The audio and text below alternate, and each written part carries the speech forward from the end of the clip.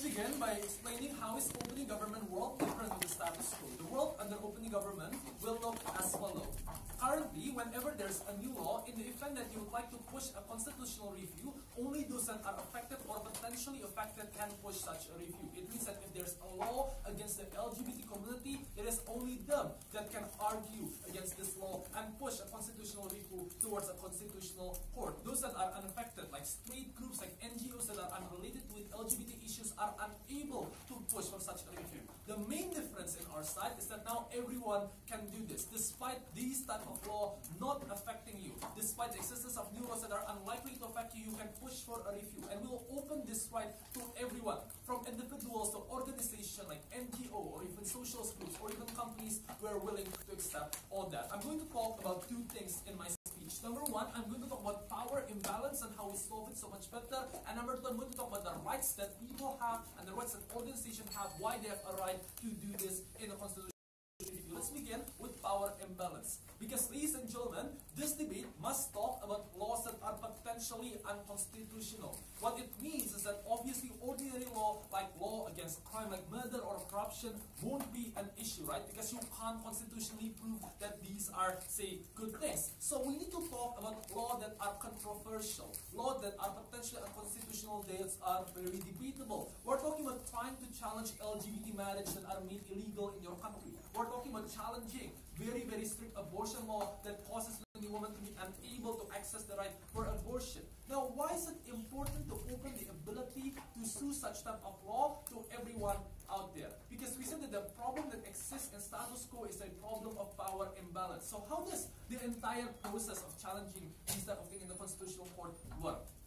Note that this is something that is very different with a criminal case. When you attempted to push for a constitutional change, you must firstly brought the keys to the constitutional court. And this is not an easy thing, right? What do you need? Number one, you need to give hundreds of pages of document detailing where is it that you say that this fails the Constitution, explaining what is the nature of the Constitution when it is made, why this law in particular is against all that, and you need to also bring rebuttals to the existence of the law and the details that have been made by the Constitutional Court as to why the law were constitutional. And of course, this is a very tough thing because not everyone have the legal expertise to do that or have the money to pay someone that have the legal expertise to do that, because this is something that's often very expensive, in which you need to pay for lawyers and specialists that are paid at a per hourly basis at a very high and steep price due to their specialty. Secondly, oftentimes this is something that takes a very long time, because what you need to understand about the Constitutional Court is that they do not easily do reviews of law that quickly, right? They generally review like at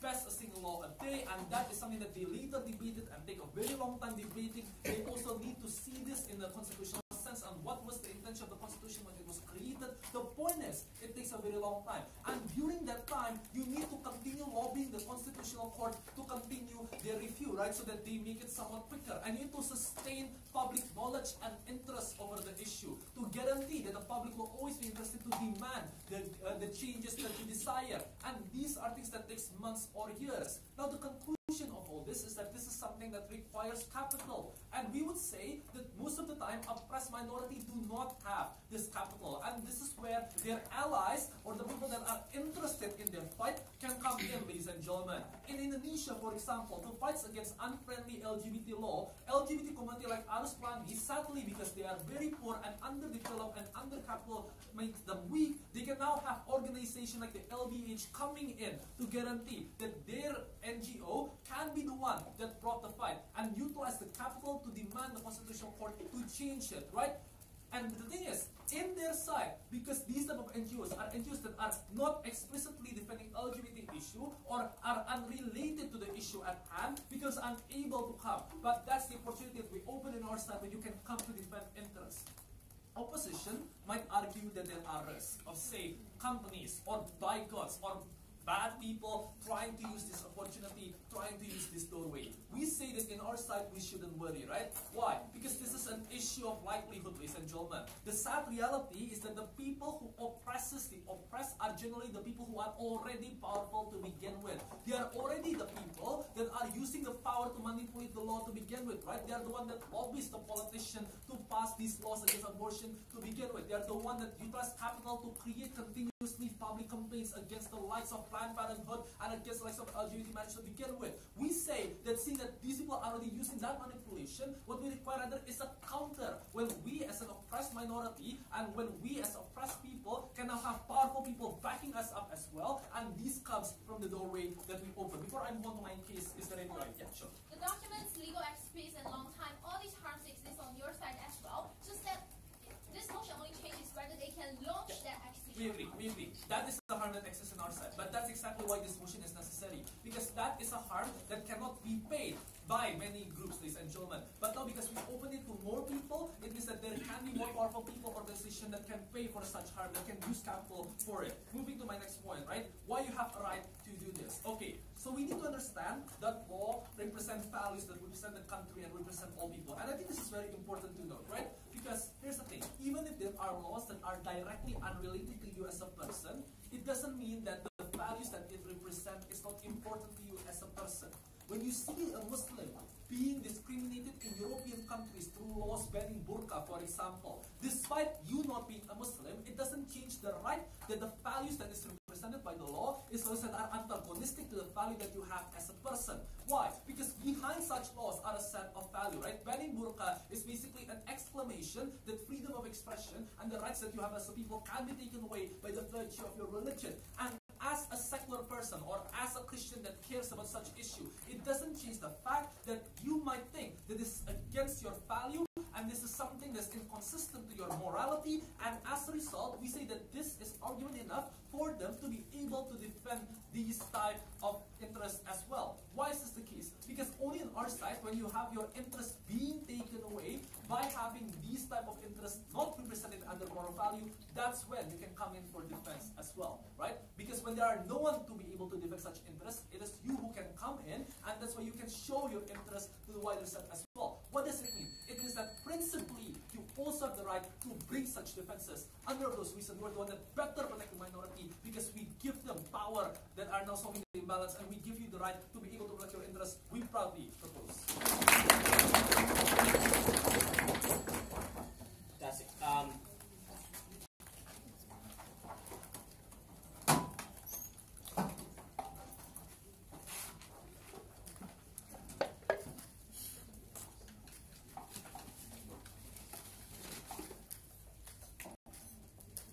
Ladies and gentlemen, the government today has a misconception about what this motion is about. This motion is about whether an individual could represent the general will of the country, which was manifested in Constitution. So we believe that on their side of the house, these individuals, when it's Muslims or other minority groups such as LGBT, the government, when they do not have open standing, they are not muted, but they can resort to other means for compensation for themselves being accepted, being an exception to that regulation, rather than challenging it as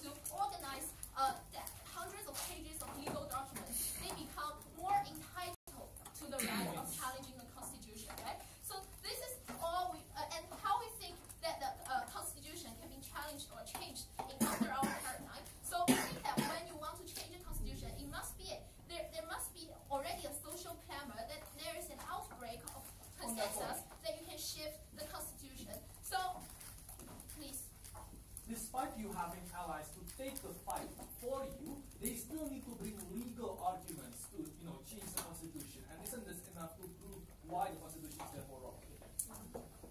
On your side of the house, they have to bring legal arguments and prove that they're right before they can change the constitution. On your side of the house, you're only granting them this right to launch an accusation by offering them open standing, right? So we believe you should kind of make a minor adjustment about your understanding of this motion. And then continuing to my second argument about why this motion would foster polarization in our society. I've already explained to you the difference between an individual will and a common will. So what this means on our side of the house is that an individual has to prove him or herself as distinctly different from the general public, as someone who has a special interest, a special relation, a special stake with regard to this policy, that then he or she can launch this unconstitutional challenge. In this case, we believe that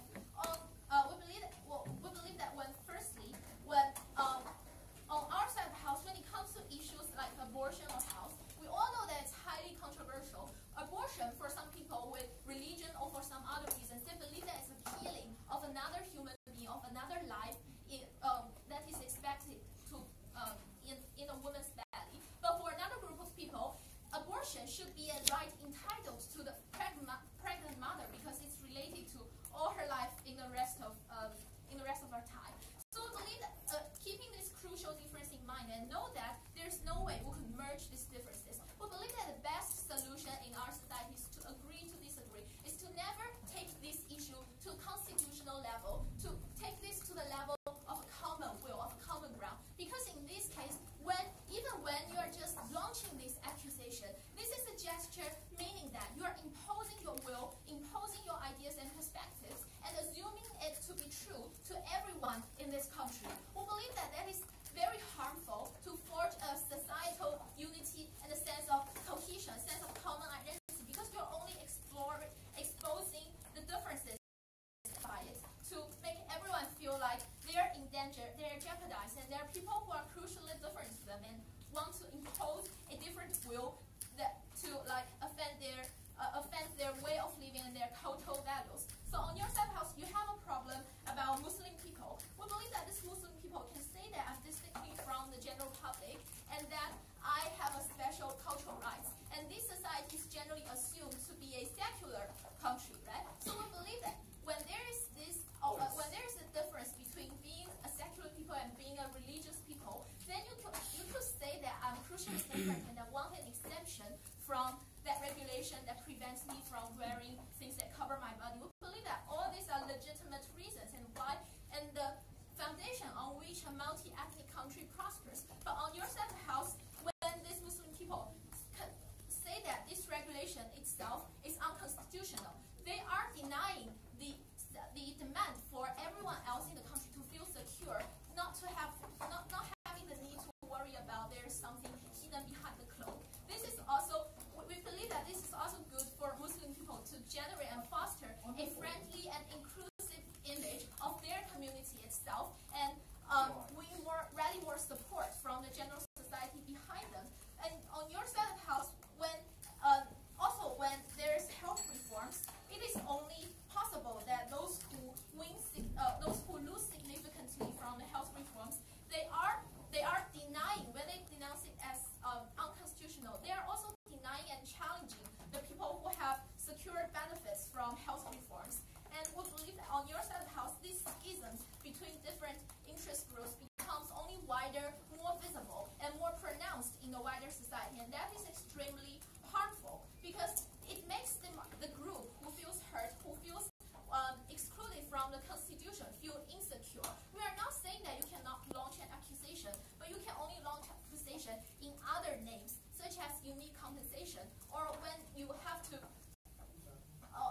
but not to denounce the law itself as unconstitutional. We believe that the constitution itself can change, but only when there is a wider societal awareness fostered by discussion on social media, fostered by exchange of academic opinions. We believe that society has generally a healthier mechanism of exchange on our side of the house. I'm proud to oppose.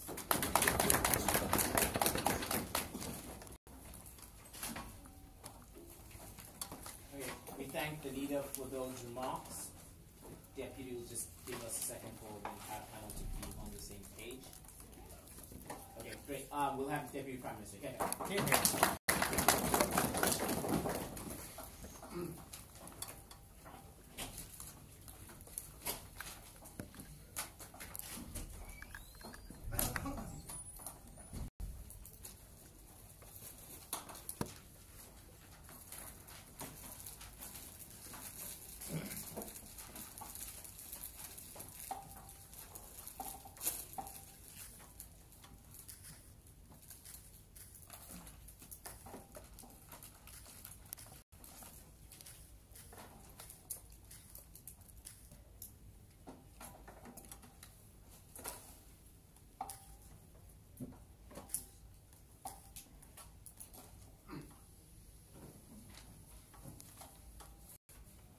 One clarification from opening government before I begin my speech. Under our side of the House, we are not saying that everyone can just randomly sue everything as unconstitutional, ladies and gentlemen. What we say to you under our side is that you must have a concrete and legitimate legal basis in order for you to even consider, to even make the Constitutional Court consider that this is a case that should be discussed to begin with. So it's not just like saying that I can sue the Constitutional Court to say that killing, to say that criminalizing killing is unconstitutional, and then they should just automatically abide with it. No, what we say is that everyone are able to do this, but there should be a legitimate basis. They cannot misrepresent our case. So with that said, I'm going to talk about two things to close the case of opening government. One, I'm going to talk about the role of Constitution and the right of people to change that. Secondly, I'm going to talk about protect power imbalance and how do we best protect marginalized groups at the end of the day.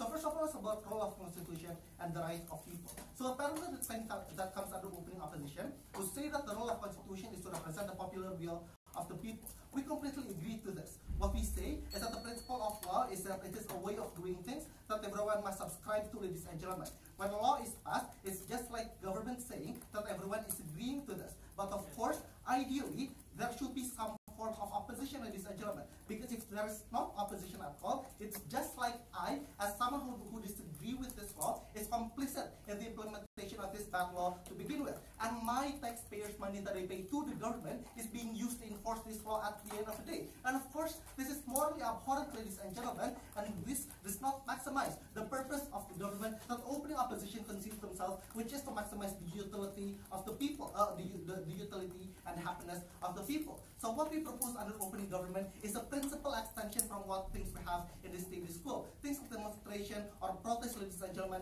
that also principally goes to our case as well. The question becomes, what are the features that is unique to constitutional challenge then? Because this is opening opposition concern, right? They claim that compensation and so on and so forth can still be done. The features that are unique is twofold. One is that under our side, you are able to have a direct change, ladies and gentlemen.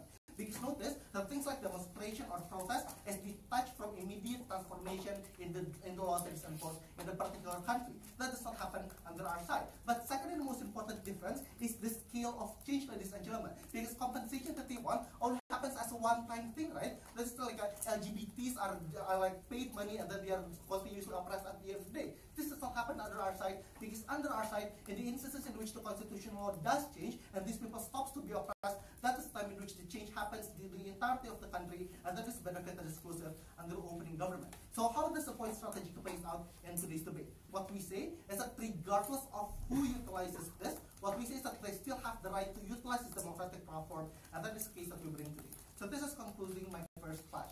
Second flash, let's talk about how we best protect marginalized people. So the claim that comes under opening opposition to this will say that it is better for us to just agree to disagree, because if not, we will create polarization and so on and so forth. Two responses to this. Number one, notice that they are completely dismissive to the case that my Prime Minister has stated to you. Because what we say explicitly is that oftentimes there are most vulnerable and marginalized people who are in need of protection coming from our allies, but oftentimes our allies are not able to help them due to the fact that they are directly affected by this, ladies and gentlemen. The alone needs to engage to this. But second and the most important responses to this is that even under their side in the House, polarization will still happen, but the difference is it will be a ticking time bomb, ladies and gentlemen. That is, say, one group of people thinks that my bigoted belief should be enforced in the entire of the country, but there is simply no way for me to do so. And the progressive feel the same as well, that my progressive values should be implemented in the entire country, but there is no way for me to utilize this in a concrete manner. What we say this will lead to is that there is likelihood for these people to be frustrated and opt into methods that are not legitimized by the state at all. This is one of the reasons as to why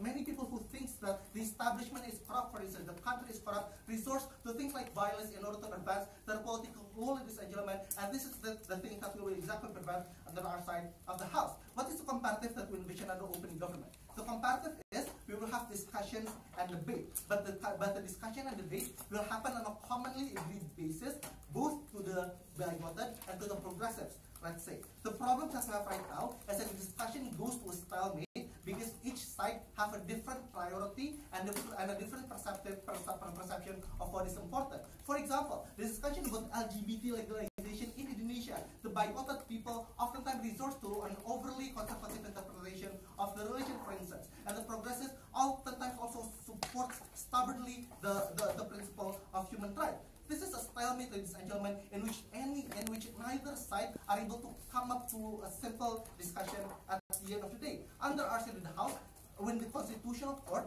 which is a neutral body, that are able to discuss whether or not this thing fits with the principle that my state should uphold or not, that is the time in which, and the instances in which the discussion has been passed, everyone are able to come to a closure at the end of the day, and that is the benefit of the exclusive break.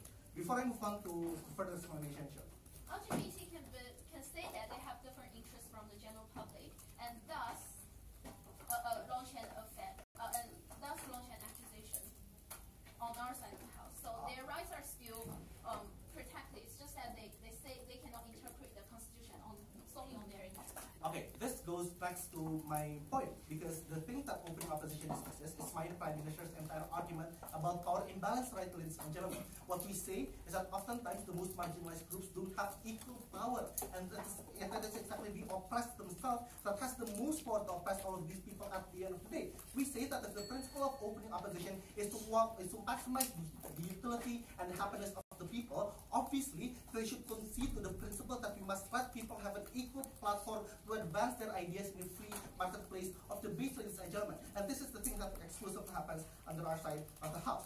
Why is this important in today's debate? Because of two reasons. Number one is because note that the spirit of this motion is the principle of law, ladies and gentlemen. What we say law is supposed to be is that law is supposed to be an inclusive platform that everyone should be able to access to. Second, and the most importantly, what we say is that oftentimes the most marginalized people don't have any power whatsoever to advance this, and this is the benefit exclusive under open government. We close the opening government case.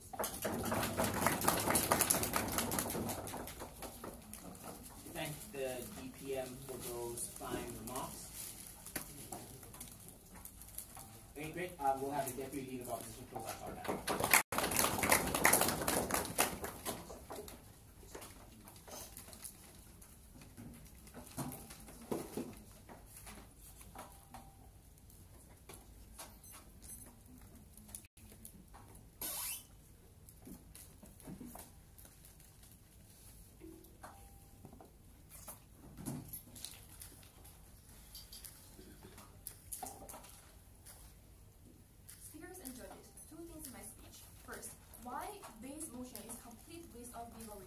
And why it can impede the current court's ability to represent people who really need the court's help, right? And secondly, we're going to tell you how the organic change has already happening in the current society to represent the marginalized group in the society, right? But first, a view of the results. Firstly, they tell us there's a huge power imbalance in the society, and they give us the oppressed and marginalized Muslim group as an example, right? But first of all, these oppressed Muslim groups in the society, if they are directly involved in a policy that has passed by the government, meaning like tearing down the mosques or oppress their religion, they have every reason to, in the status quo, to appeal to the court, right? So we think that this is already happening in the status quo if they are directly involved in a policy passed by the government that infringe on their rights and their liberty. And secondly, even in their case, these oppressed, marginalized social groups in their society, they don't get more legal resources, right? As you have shown to us that you have a lot of time, you have to get a lot of effort and capital to participate in the process. So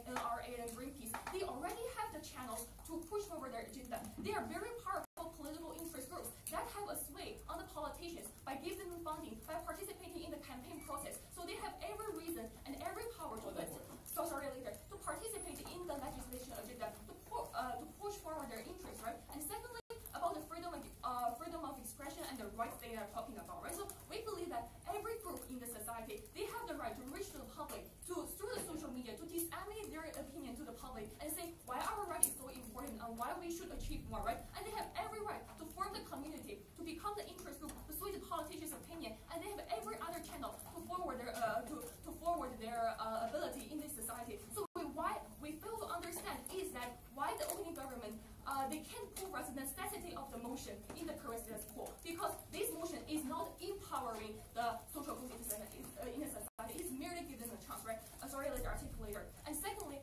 move to more my constructive speech. Why is a complete waste of legal resources? Well, first of all, we think that individuals in this case are very unlikely to use this policy, right? Because they are very small individuals. They don't have the time and the resources and capital to afford this, right? So individuals are not like influenced in the policy like very strongly, right? So who are going to take use of this policy? It's those very powerful interest groups, like NRA, like abortion groups, like LGBT or anti-LGBT groups, right? They are very big organizations. They have the resources to launch this kind of proceedings in the court. So first of all, it's very easy to do this because they can just hire a lawyer and prepare a document, and they have plenty of reasons to support or oppose a constitution in every reason, because it is a constitution. Everyone has an interest in it, and everyone has numerous reasons to oppose or support, right? So we have every reason to believe that these big political interest groups and organizations, they will participate in this process. But why it is a complete waste of resources? Because the court,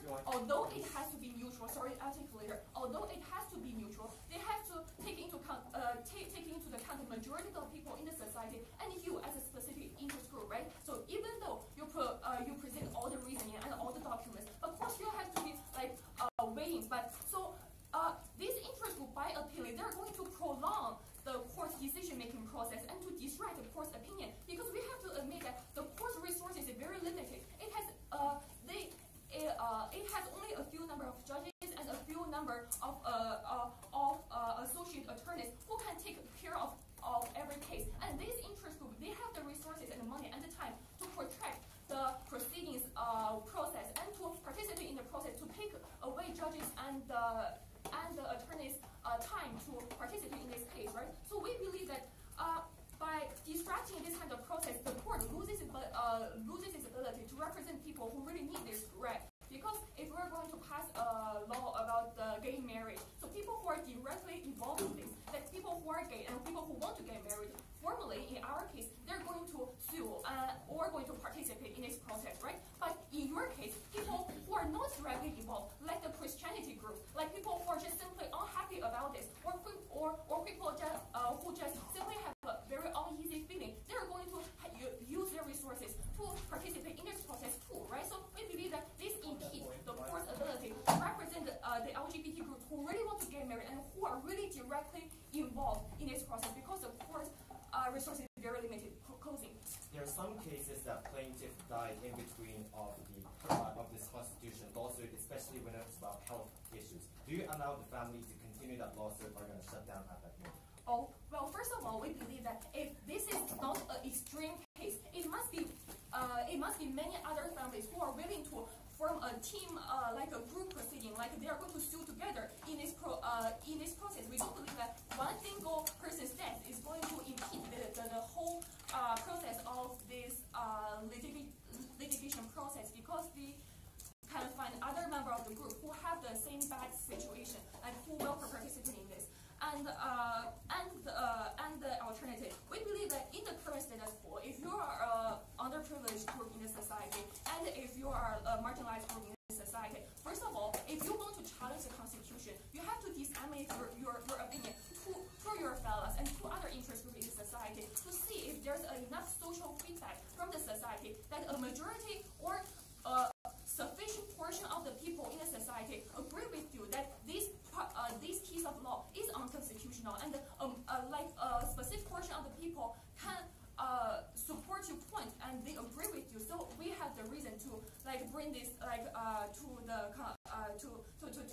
challenge the current policy. And we believe that the political the community you form and the interest group you form can still influence the political groups and politicians who need your vote and who need your support in the society, right? So when they're having a campaign and when they're trying to get elected, they're going to approach to you, say, hey, we want your vote, and in exchange for your vote, we are going to give you this, and in exchange for some political benefits in that case. So we believe this way is easier to achieve because challenging constitution in court is just so difficult to achieve, and in this case, it's easier for interest groups to achieve their agenda, and they will achieve more influence in the society because they actively reach out to the society to disseminate their opinion and to try to prove why they have the consolidation to challenge the constitution. Based on that, we are very proud to propose.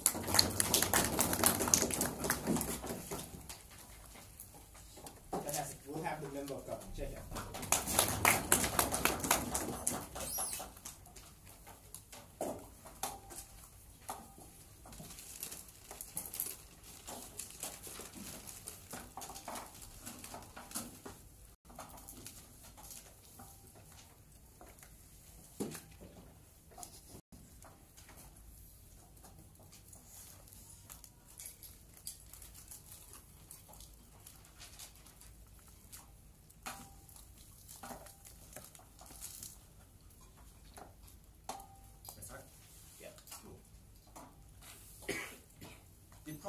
Opening house debate here is that it was a really empty logic. On the opening government, they talked about how they are marginalized individuals, but it was responded by opening opposition that all of the examples raised by opening government is somewhat protected in the status quo. And opening opposition come up and say it is time-consuming and trade-off. But tell me what kind of trade-off is likely to happen and what kind of individual are likely to get harmed. They, on theory, fought well, but didn't tell me what is the actual impact in today's debate. That's the extension from closing government. I'm going to tell you what is the structural reasons as to how, number one, who are the type of the people who are structurally unable to fight in these court cases, and I'll talk about the impact of that. And secondly, I'll talk about this principle of this constitution, which opening opposition just generally said that it needs to have a public consensus. And I'm going to tell you why every single individual have a right to go up in the court and question this legitimacy of this constitution. And all of the independent rebuttals to opening opposition will come after these extensions, because I think all of those are basically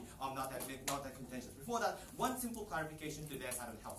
So they talked about this time consuming, but firstly, it is really transitional, right? Because the amount of the sentence in constitution is completely limited, right? Therefore, even if we take them at their best and say that someone questions every single sentence, it's gonna stop at some point of the day, right? I can see what kind of impact is there. But secondly, this is actually in practice in some kind of states. For example, in France, we do have this court determining whether or not the new law created by the parliament is is constitutional or not before when it comes to actual practices. Therefore, I don't think this is actually something unrealistic to begin with. We think it's possible for the court to determine whether or not a policy is good or not before actually it comes to the practice, right? It's not that immense amount of law, not amount number of law. Because when you consider the creation of law, you need to have this massive amount of time discussing whether or not this law is okay or not. Therefore, I don't understand what kind of time consuming that opening opposition wants to talk about. First question, who are the ones who are likely to voice out? Opening government's logic was that not money consuming and it's going to be highly technical. But as it was pointed out by opening opposition, this may be a bit less contentious because it may affect on our side. So what is more structurally and what's more exclusive?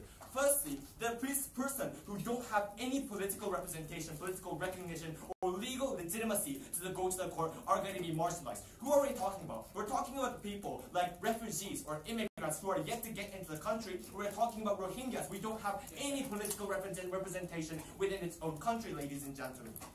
Why is this problematic? This is problematic because it is impossible for these people to go up to the court and ask something. But on the other hand, our side, we still have liberal individuals who want to fight for the individual who are yet to be the member within that state. We think this is extremely important when we think about the international dynamics. There are many of the refugees who are suffering because there's not enough amount of social welfare, because not enough amount of free housing, for example, right? And it's important for the state to be moral as possible, and we think that individuals have a right to order the state to be moral as possible. That's why, ladies and gentlemen, when we think about the person who are yet to enter that state, we think that these people cannot change anything. We think this is massively problematic on their side of the house.